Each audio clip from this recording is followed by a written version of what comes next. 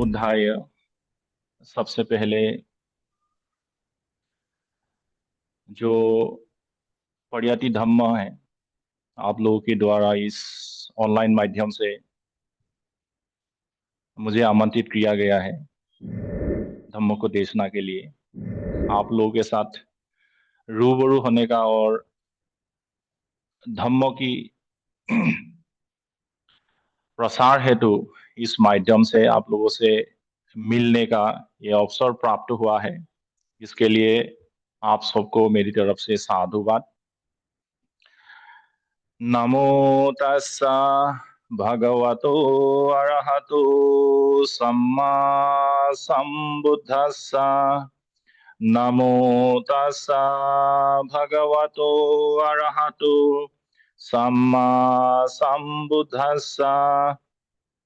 नमो तस्सा भगवतो अरहतो सम्मा संबुद्धस्सा। तथागत सम्यक संबुद्ध उनकी द्वारा बताए हुए कल्याणकारी धम्म और उनकी द्वारा प्रतिष्ठित श्रावक संघ, इन तीनों रत्नों को मेरा त्रिवार अभिवादन। इस वर्षावास सत्र में हम लोग किसी भी माध्यम से, किसी भी प्रकार से अगर धम्मों का लाभ ले सके तो ये भी एक उत्तम मंगल है। आज आप लोग के समक्ष आने के लिए मुझे जो ये अवसर प्राप्त हुआ, इसके लिए आप सबको साधुवाद और सबको मंगल मैत्री। धम्म सावना कालो yang भदंता, धम्म साकस्सा कालो yang भदंता। उचित समय पे धम्म का श्रवण करना ये उत्तम मंगल है और उचित समय पे धम्म का चर्चा करना ये भी उत्तम मंगल है। तो ये सावन काल है, यानी धम्म सुनने का यही सबसे एक बढ़िया या उचित या मंगलमय क्षण है जिसका आप लोग लाभ उठा रहे हैं।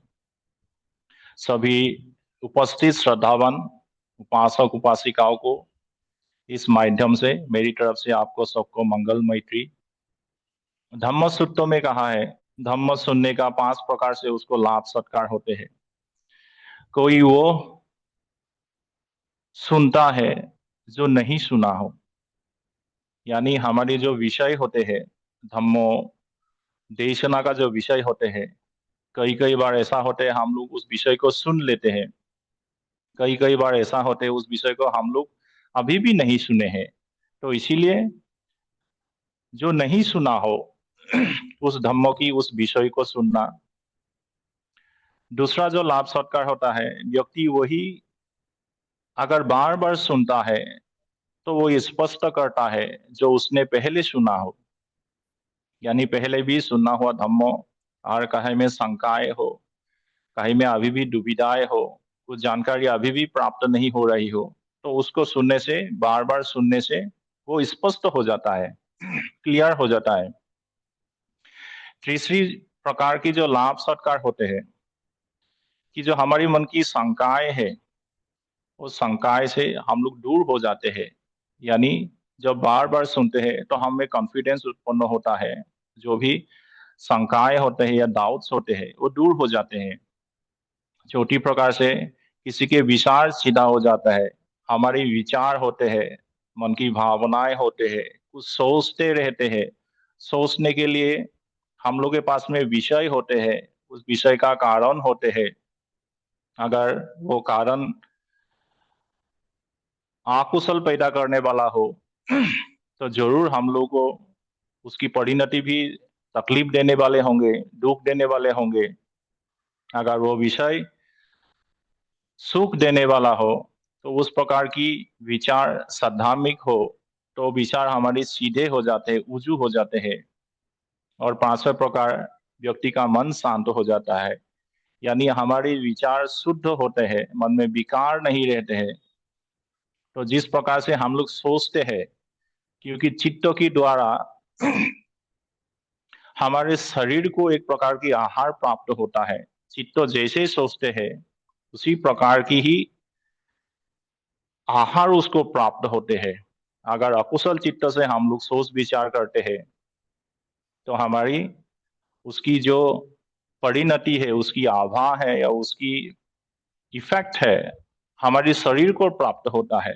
अगर शुद्ध विचार द्वारा हम अपनी जीवन को अतिवाहित करते हैं तो उसकी परिणति भी शुद्ध रूप से आते हैं। तो उसकी आभा, आयु, वर्ण, सुख, बल उस शरीर में, उसकी चेहरे में वो स्वतःस्फूर्त होते हैं। तो इसीलिए धम्म सुनने का ये 5 प्रकार से लाभ सत्कार होते हैं। इसीलिए धम्मों को बार बार सुनते रहना होता है। जितनी बार धम्मों को सुनेंगे, हम लोगों को भी धम्मों का देशना देने का सौभाग्य प्राप्त होते रहेंगे।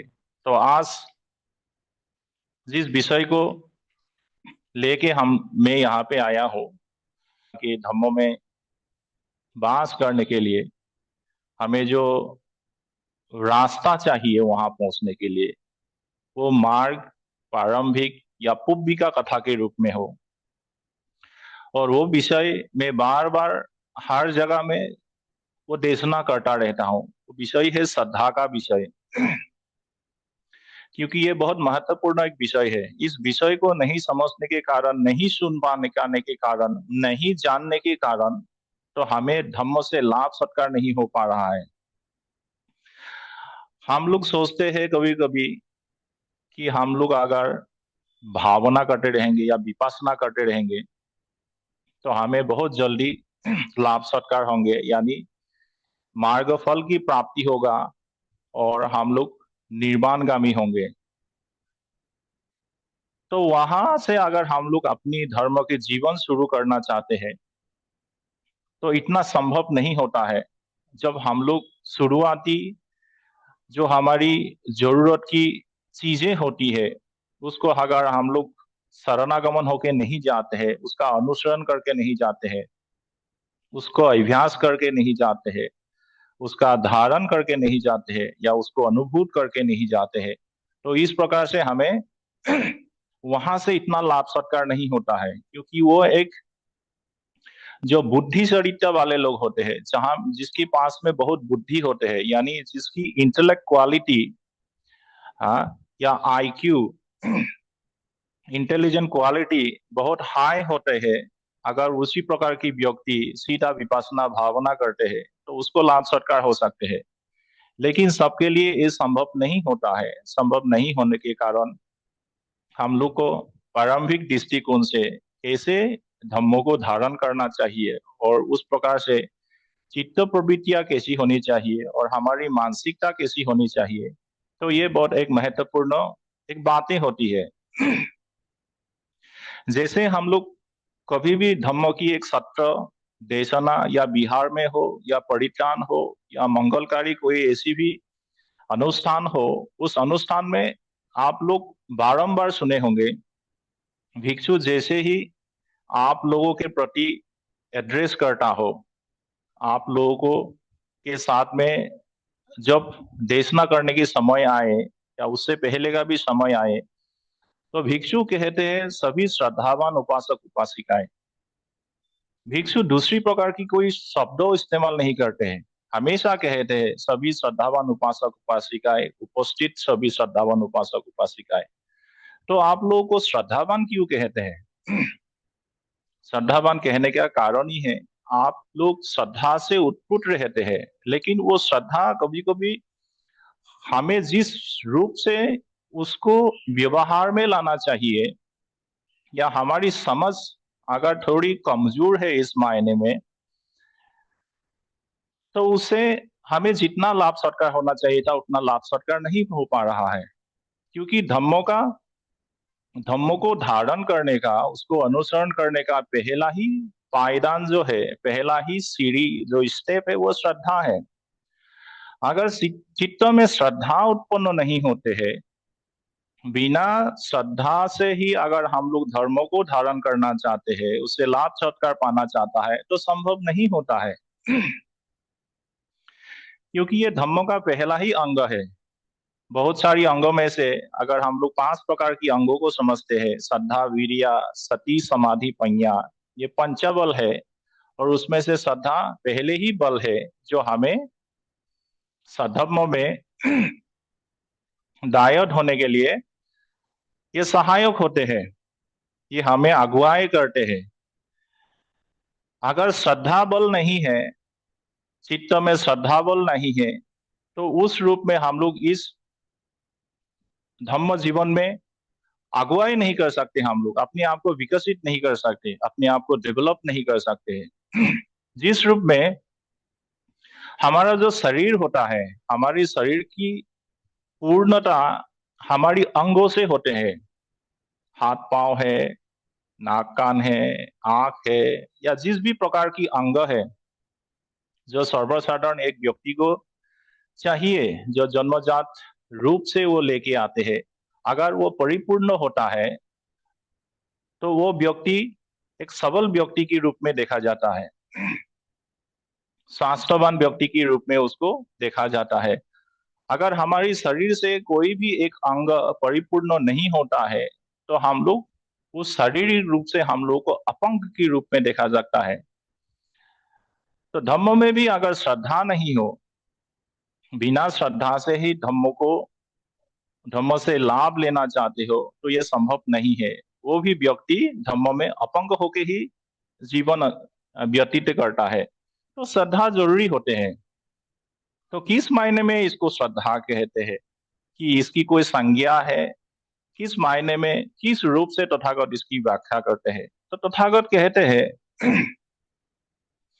एक पाली गाथा में कि दर्शन काम शीलवंतं सधम्मं सोतुं इच्छति विनेय मच्चरमलं सौवे सद्धुति बुच्छति। इसमें पहली गाथा का पहला जो लाइन है उसमें कहा है दर्शन काम शीलवंतं, यानी जो सधर्मिक लोग होते हैं, दर्शन काम शीलवंतं, जो लोग सद्धर्म के साथ में जीते हैं, जो शीलवंत लोग होते हैं, यानी काम शीलवंतं, यानी शील रूपी कार्यों में ही वो समय को अतिवाहित करते हैं। शील को पालन करते हुए, शील को धारण करते हुए, शील का अभ्यास करते हुए ही जो अपनी जीवन या आयुष्य भर उसी मार्ग में ही रहते हैं, वो शीलवंत लोग होते हैं, यानी शीलवान लोग होते हैं। यानी जो श्रद्धावान पुरुष होते हैं, यानी जो शीलवान की दर्शन की इच्छा, उसको भेंट करने की इच्छा, हाँ, उसके आसपास रहने की इच्छा, ऐसी अगर इच्छा उत्पन्न होती है तो उस मायने में उसको सद्धामिक कहा जाता है। उस मायने में उसको सदाचित्त वाला व्यक्ति कहा जाता है। दस न काम शीलवंतम, दूसरा लाइन है जो सद्धमं सोतुं इच्छति। जिस प्रकार की व्यक्ति हो, अगर उसको सद्धमों की सुनने की इच्छा हो, सद्धम्म जो मार्ग है तथागत ने बताया है, यानी जो दुख मुक्ति का मार्ग है, उस मार्ग की जो भी शिक्षाएं हैं, दानशील भावना हो, शील समाधि प्रज्ञा हो, या आर्य अस्पांगिक मार्ग हो, जिस रूप में भी उसको समझा जाए, अगर वो धर्म की बातें, सधर्म की बातें उसको सुनने की इच्छा उत्पन्न होती हो, तो उसी मायने में उसको सद्धर्मिक किया जाता है, यानी सदाचित्त वाला है। विनय मच्चरमलंग, ये तीसरी लाइन है। विनय मच्चरमलंग, यानी हमारी जो चित्त में तृष्णा है, उस तृष्णा के कारण हमें तकलीफें होते हैं, हम लोग बारंबार असुविधा में पड़े रहते हैं। जो व्यक्ति तृष्णा का क्षय करता हो, जो व्यक्ति तृष्णा का क्षय चाहता हो, उसको कम करना चाहते हो, अपना जो कृपणता, अपनी जो कंजूसता, उसको दूर करना चाहते हो, उसको म्लान करना चाहते हो, उसको निरोध करना चाहते हो, उसी प्रकार व्यक्ति को ही श्रद्धावान व्यक्ति कहा गया है। तो तथागत ने इस रूप से कि श्रद्धावान व्यक्ति कौन है उसको व्याख्या किया गया है। तो हम लोग संसार में पाते हैं, संसार की जो मेजोरिटी लोग है, बहुत सारे लोग हैं, सब अपने आप को धार्मिक रूप धार्मिक व्यक्ति के रूप में ही अपने आप को प्रतिष्ठित करते हैं। सभी प्रकार से, बौद्ध धर्म वाला भी हो, हिंदू धर्म वाला भी हो, जैनी वाला भी हो, इस्लाम वाला भी हो, क्रिश्चियन वाला भी हो, या इस संसार में जो जो धार्मिक दृष्टिकोण से जो जो मान्यताएं हैं, धार्मिक दृष्टिकोण का जो भी धर्म का रूप है, वहां वहां में जो भी व्यक्ति अपने आप को प्रतिष्ठित करता है, वो व्यक्ति उस मायने में उसको लगता है कि वो सधार्मिक लोग है। लेकिन ऐसा संभव नहीं होता है। नहीं होने का कारण ही है, जब आप श्रद्धा को समझेंगे किस रूप से इसको व्याख्या किया गया है। श्रद्धा को फिर हम लोग दो और प्रकार से उसको पाते हैं, उसका व्याख्या किया गया है। एक आमूलिका श्रद्धा और एक आकारावती श्रद्धा। जिस श्रद्धा, आमूलिका श्रद्धा यानी रूटलेस, यानी बेसलेस, यानी जिसका कोई आधार नहीं है, जिस प्रकार की निराधार वाली जो श्रद्धा है, हमें उस प्रकार की श्रद्धा अगर उत्पन्न होती है, निराधार होने का कारण ही है उसमें ज्ञान नहीं है, उसमें प्रज्ञा नहीं है। श्रद्धा के साथ में अगर प्रज्ञा नहीं है, क्योंकि श्रद्धा और प्रज्ञा इस दोनों को समानता रूप से या बैलेंस करना होता है। अगर ये बैलेंस नहीं है, यानी प्रज्ञा नहीं है, बिना प्रज्ञा की जो श्रद्धा है वो अमूलिका श्रद्धा कहते हैं, और ये आधारहीन है। इस प्रकार की श्रद्धा में अगर आप उत्प्रुत है तो आप अंधभक्ति में पड़े रहेंगे। संसार में बहुत सारे लोग, जरूरत से ज्यादा लोग अंधभक्ति में पड़े रहते हैं, इसीलिए उसको अंधश्रद्धा कहते हैं, ब्लाइंड फेथ। लेकिन दूसरी प्रकार की जो श्रद्धा है वो आकारावती श्रद्धा है। आकारावती श्रद्धा यानी जहां में प्रज्ञा है, जहां में ज्ञान है, ज्ञान से युक्त जो भी प्रज्ञा है, उस प्रज्ञा ही आधार युक्त है। यानी उस प्रकार की अगर श्रद्धा आपने उत्पन्न होती है, तो उस श्रद्धा से जिस मार्ग को आप धारण करेंगे, जिस मार्ग में आप चलेंगे, उस मार्ग में ही आपको लाभ सत्कार होगा, क्योंकि वो मार्ग ही है सद्धम्म का मार्ग, वो मार्ग ही है दुख मुक्ति का मार्ग, वो मार्ग ही है दानशील भावना का मार्ग, वो मार्ग ही है शील समाधि प्रज्ञा की मार्ग। अगर आप शील समाधि प्रज्ञा में जीवन जीते हैं, तो जाहिर है आप सही मायने में श्रद्धा रूपी जो आधार है, आकारावती श्रद्धा रूपी जो आधार है, यानी प्रज्ञा के साथ में आप आगे बढ़ रहे हैं, ज्ञान के साथ में, प्रज्ञा के साथ में आप आगे बढ़ रहे हैं। तो इसीलिए आपको बहुत जल्दी लाभ सत्कार होते हैं। जब हम लोग श्रद्धा की बात करते हैं, क्या ये चित्त है, क्या ये चेतसिका है, क्या ये रूप है, क्या ये निब्बान है? तो श्रद्धा क्या है? हम लोग जब भी बातें करते हैं, हम लोग बारंबार एक बात को बोलते हैं कि श्रद्धा चित्त से कार्य करना है, श्रद्धा से, श्रद्धा चित्त से जो भी धम्म का कार्य है उसको करना है। लेकिन श्रद्धा कोई चित्त नहीं है। आप लोगों ने अगर थोड़ी भी अभिधम्म की स्टडी किए हैं या किसी से सुने हैं, श्रद्धा एक चित्त नहीं होते हैं, श्रद्धा एक चेतसिका है जो चित्त के साथ में उत्पन्न होते हैं। क्योंकि चित्त और चेतसिका का जो स्वरूप है, जहां में चित्त उत्पन्न होते हैं वहीं पे चेतसिकाएं उत्पन्न होते हैं, जहां में चेतसिकाएं उत्पन्न होते हैं वहीं पे चित्त उत्पन्न होते हैं। तो श्रद्धा एक चेतसिका है। हमारी जितने भी कुशल कर्मों का उद्गम है वो श्रद्धा से ही होती है, श्रद्धा चेतसिका से ही होती है। इसमें से 19 प्रकार की चेतसिकाएं होती है, उसका एक ग्रुप है और उसकी अगुवाई श्रद्धा करते हैं, उसको हम लोग शोभना चेतसिका कहते हैं। उस शोभना चेतसिका, वे 19 प्रकार की जो शोभन चेतसिका है, वो 59 या 59 प्रकार की जो शोभना चित्त होते हैं या ब्यूटीफुल कॉन्शियसनेसेस होती है, उसके साथ में उत्पन्न होते हैं। श्रद्धा कभी आकुशल चित्त के साथ में उत्पन्न नहीं होते हैं। श्रद्धा को भी अहेतुक चित्तों के साथ में उत्पन्न नहीं होते हैं, क्योंकि श्रद्धा जिसके साथ में उत्पन्न हो सकते हैं, उस उत्पन्न होने वाले जो भी चित्त प्रवृत्तियां है वो सब शोभन चित्त है।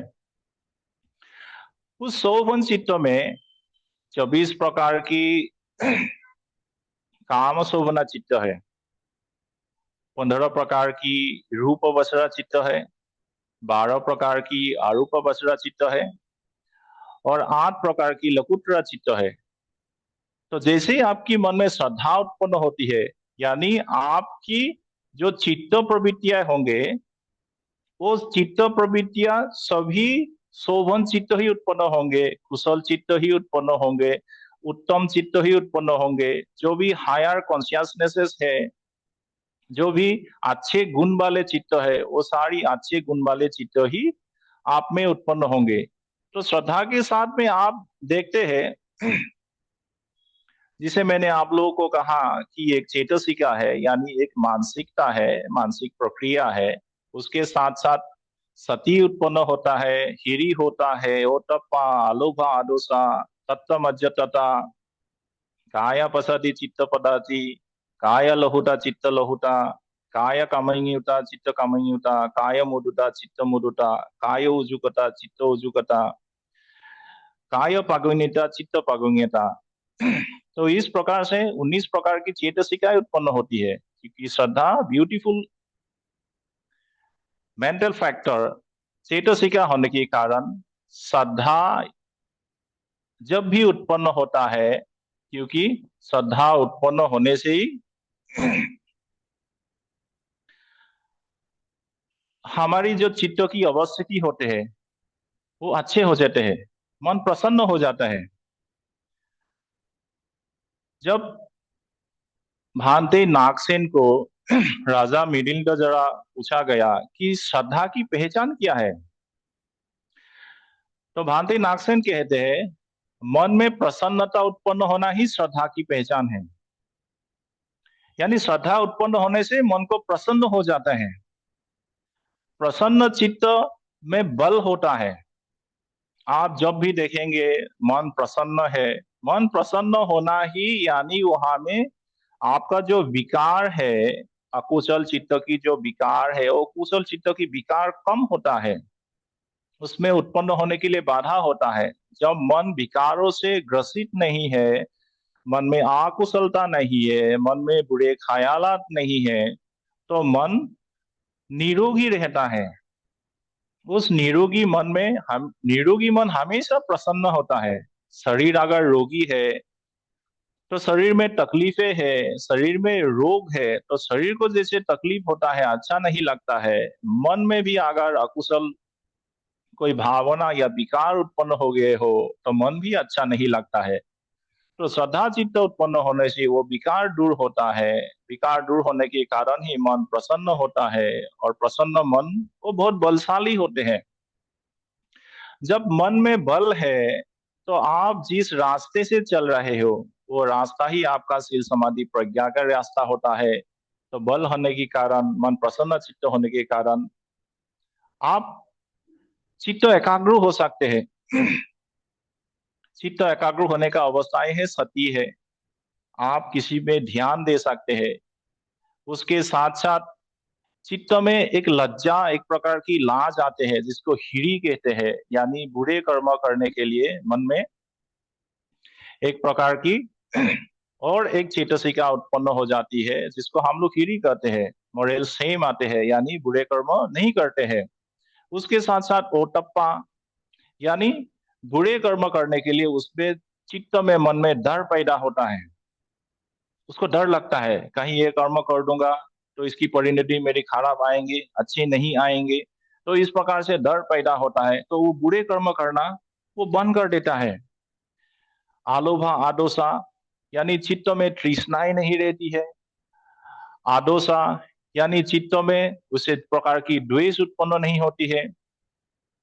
तो मन समाधानित हो जाता है, यानी मन आप तत्व अजतता यानी उपेक्षा में चले जाते हैं। यानी उस खराब काम करने के लिए आपका मन उत्प्रोत नहीं होता है। तो उपेक्षा में रहते हुए जो चित्त की संस्कार है उस संस्कार को नहीं बनाते हैं। जैसे ही चित्त संस्कार बनना कम हो गया हो, रुक गया हो, तो मन पश्चादीप में चला जाता है। काय पश्यति चित्त पश्यति, जो चेतसिका का जो अंग होता है, शारीरिक अंग होता है, जो उसका बॉडी होता है, वो शांत हो जाते हैं।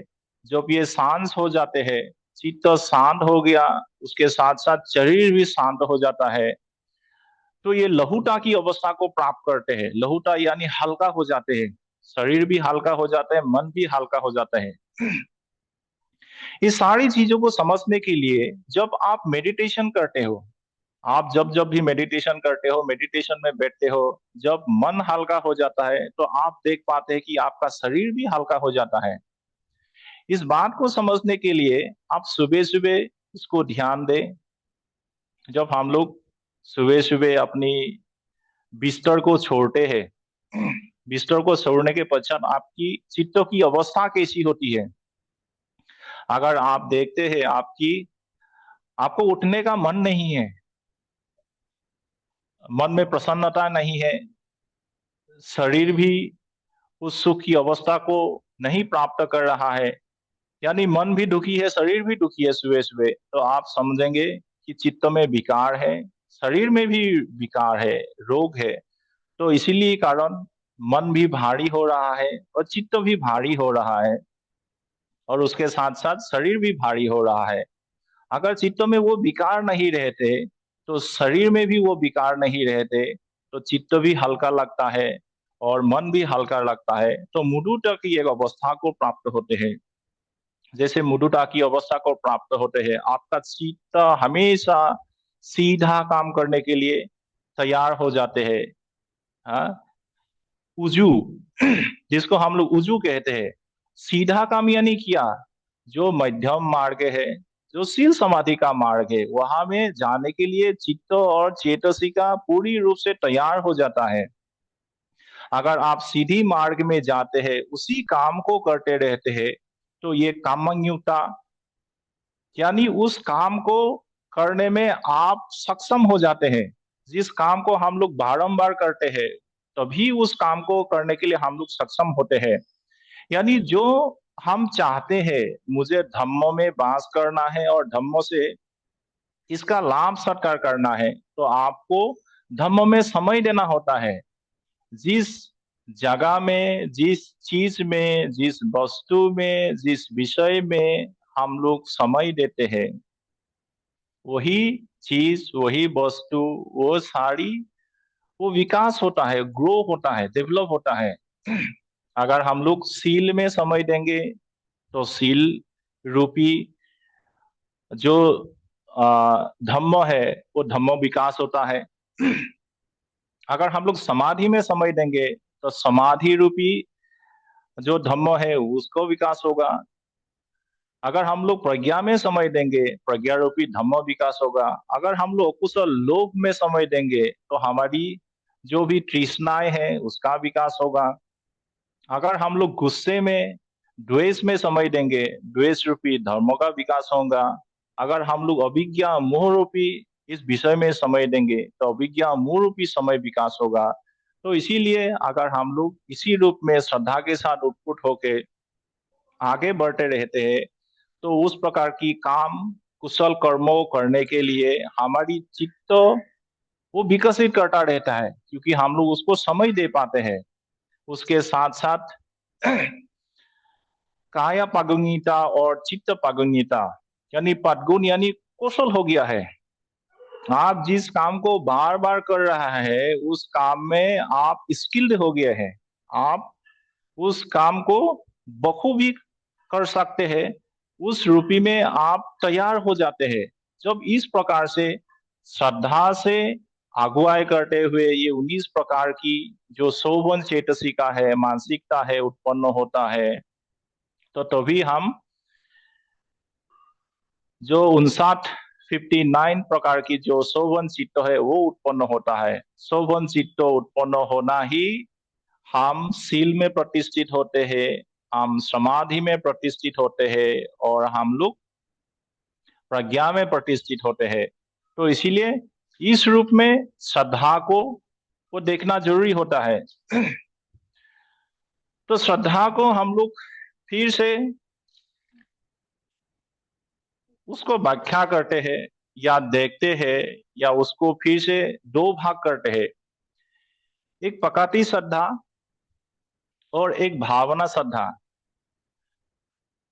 जो प्रकृति श्रद्धा है वो जो ऑर्डिनरी या सर्वसाधारण श्रद्धा है। सर्वसाधारण कहाँ में होता है? जब हम लोग दान कार्यों को संपादन करते हैं और शील को धारण करते हैं, उसी समय में ही ये प्रकार की श्रद्धा उत्पन्न होती है।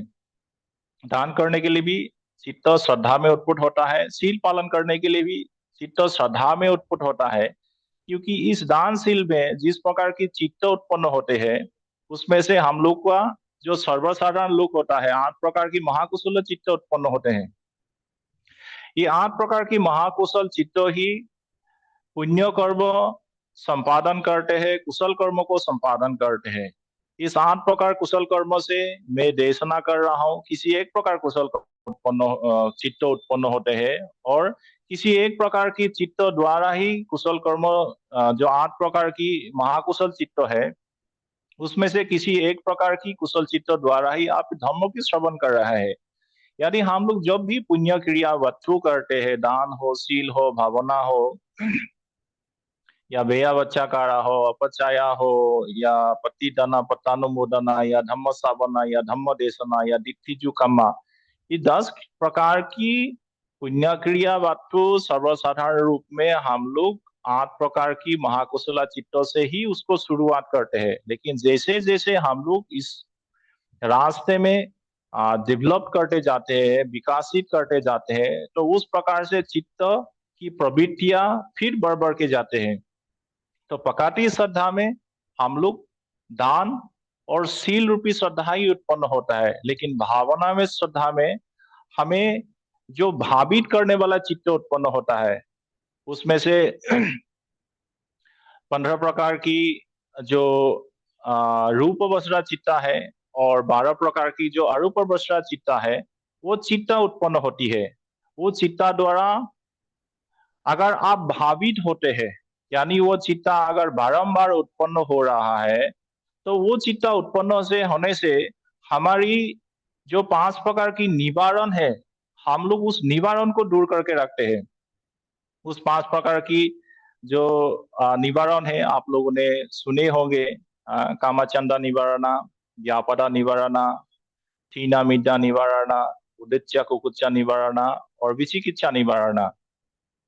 जहां में ये 5 प्रकार की निवारण होता है, अगर ये निवारण बारंबार उत्पन्न होता है, तो हम लोग को मन समाधि चित्त में उत्पन्न नहीं होते हैं।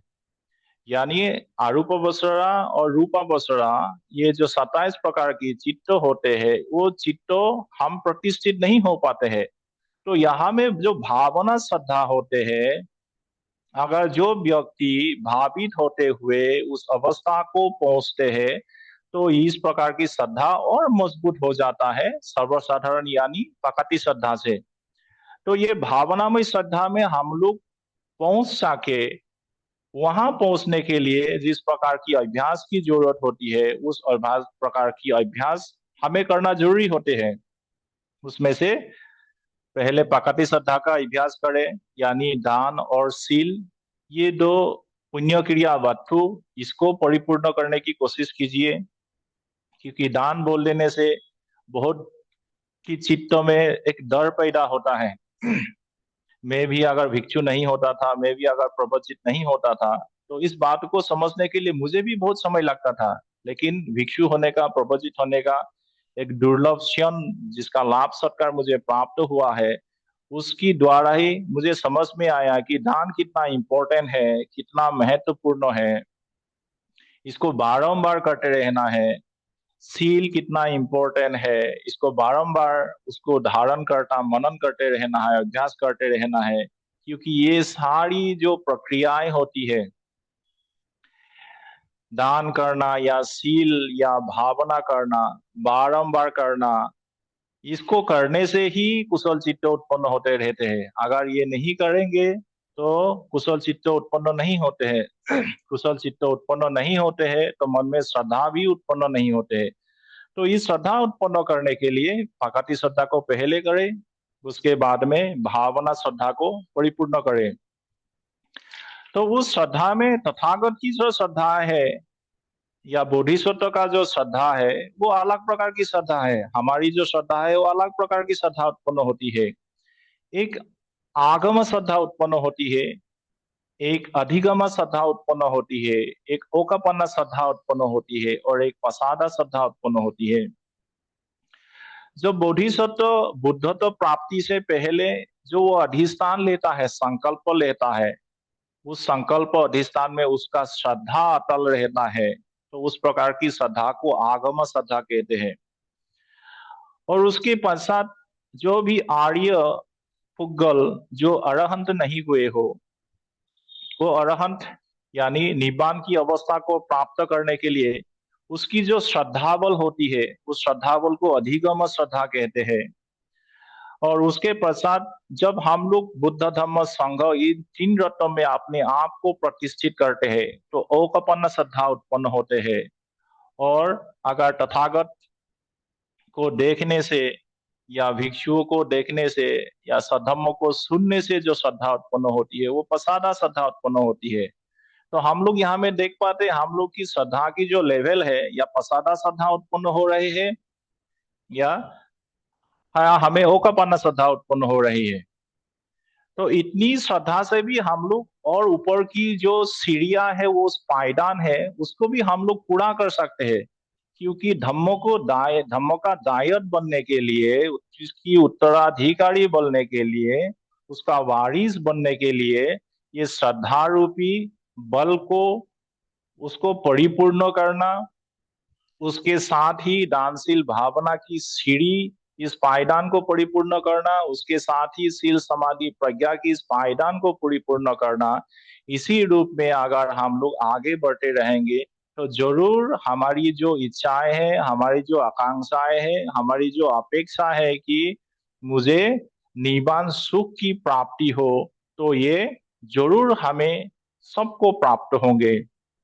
तो आज इस महत्वपूर्ण एक विषय के ऊपर हम लोगों ने आपके साथ में चर्चा किया है। श्रद्धा है तो मन प्रसन्न है, मन प्रसन्न है तो मन में बल है, और उसी की साथ साथ ही श्रद्धा से ही हम लोग सभी प्रकार की कुशल कार्यों को संपादन करते हैं। तो इसीलिए मन में श्रद्धा होना जरूरी होता है। श्रद्धा है तो हम लोग अभिवादनशील है, अभिवादनशील है तो हमें आयु बढ़ना सुख बल की प्राप्ति होती है। तो आज इसी महत्वपूर्ण धम्म देशना से जो भी व्यक्ति यहाँ में इस ऑनलाइन माध्यम से उपस्थित हुए हैं, जिन लोगों ने उसको आ, सुन पाए, जो भी नहीं सुन पाए, इन सब के प्रति मेरी मंगलमयती व्यक्त करते हुए आप सभी को निरोगी रहे, स्वास्थ्य रहे, स्वास्थ्यवान रहे, निर्भय रहे, आप लोगों को भी इस धम्म में चलते हुए मार्ग की प्राप्ति हो, आप लोग सभी को फल की प्राप्ति हो, आप सभी को परम सुख निब्बान की प्राप्ति हो। इसी धम्म देशना से मैं यही धम्म की वाणी यहीं पे विराम दूंगा। सबकी मंगल की कामना करता हूँ। भवतु सब्ब मंगलां, भवतु सब्ब मंगलां, भवतु सब्ब मंगलां।